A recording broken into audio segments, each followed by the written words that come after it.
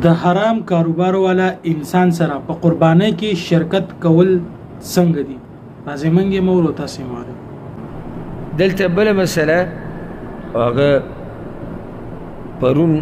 یو ورور ته پوښ کړو او د مخکې موږ یو څو پیری جواب کړو هغه دا چې کله یو څو کسان قرباني کې شریک شي و یا د ونه کم او د یو پکې مال حرامي نو د دې د شراکت به صحیح او که نه یا د سره شراکت کول په کار دي او که نه الجواب ګوره موږ سره دوه حالات دي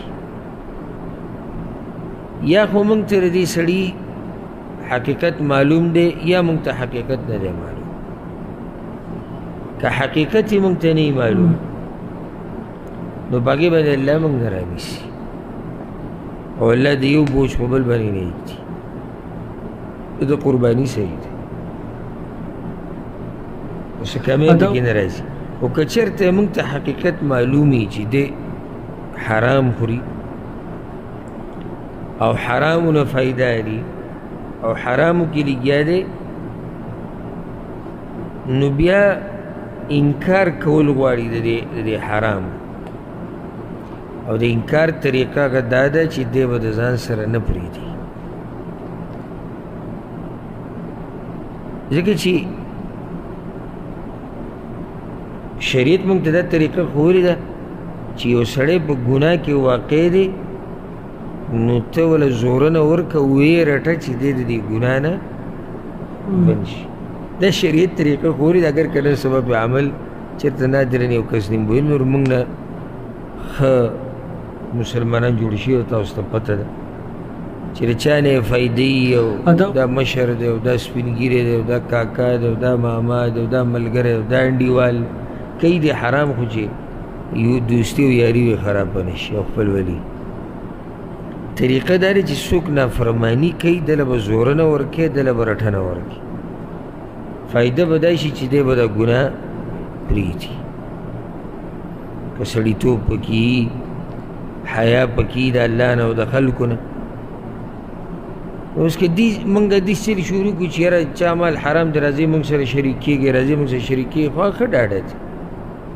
هغه به ښه صفا خلکو ته وایي چې دغه مسلمانان دي چې ښه ورته زما پته ده چې زه حرام خورم حرام ګټم او زه ورسره شریک یم ما ته څوک څه نه وایي ښه ډاډه شو او که چېرته موږ داسې زه یې منع کړم ته یې منع کړي بل یې منع کړي بل یې منع کړي ده ته به محسوسې شي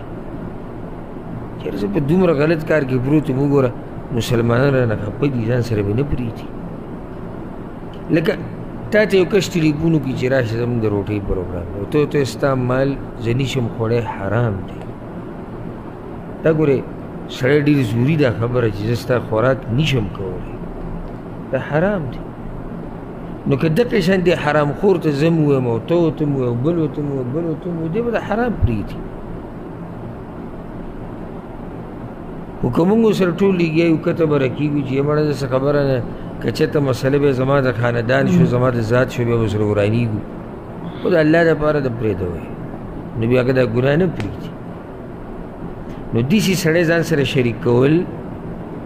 هغه نه دي په کار دا قیمتي بیان چې تاسو واورېدو دغه شان نوي بیاناتو لپاره زموږ د یوټیوب چینل ځان سره لازمي فالو کړئ. السلام علیکم ورحمت الله.